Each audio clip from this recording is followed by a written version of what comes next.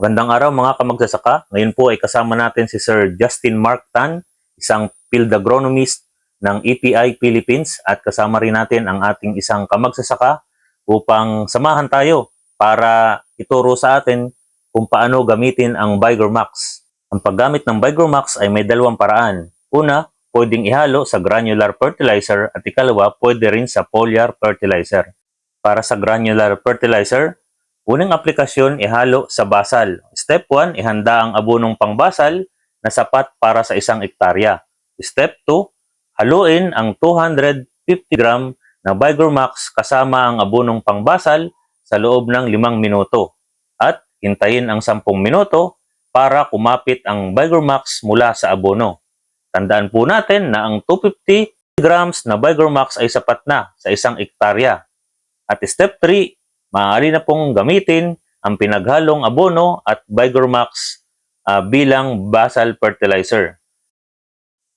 Maaaring muling gamitin o ilagay sa ikalawang application ang Vigor Max kasama ng gagamitin nating granular fertilizer sa ikalawang paglalagay o yung sa side dressing. So sundin lamang po natin ang 3 hakbang na naunang nabanggit at maaari na po nating gamitin ang granular fertilizer na may kasamang Vigor Max. Para naman sa paggamit ng foliar fertilizer na may kasamang Vigor Max, Step 1, ihanda ang timba na may kalahating lamang tubig at dahan-dahang ibuhos ang 25 grams na Vigor Max habang patuloy itong hinahalo ng stick. Step 2, patuloy na ihalo sa loob ng 1 hanggang 2 minuto hanggang sa tuluyan ng maihalo sa tubig. Ihanda ang isang 16-liter na knapsack sprayer at dahan-dahang isalin ang solusyon. Step 4, dagdagan ang tubig ng isang knapsack sprayer at muling haluin hanggang sa makumpleto ang 16 liters na kinakailangang tubig.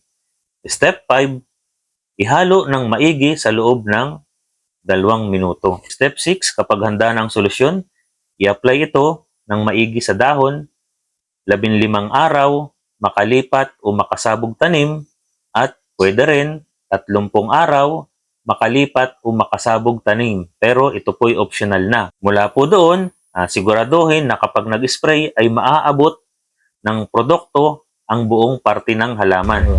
What's up mga ka-farmer? Tingnan nyo dito sa aking kaliwa ang palay na may Vigor Max. At dito naman sa aking kanan, ang palay na walang Vigor Max. Tingnan nyo naman yung pagkakaiba mga ka-farmer. Oh.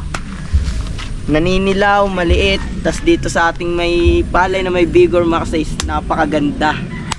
Ang Vigor Max ay isang yield enhancer, plant supplement at soil ameliorant. Tumutulong ito upang pasiglahin ang lupa at makapagbigay ng magandang produksyon. Tumutulong din ito upang matugunan ang mga pangangailangan ng sustansya ng mga pananim.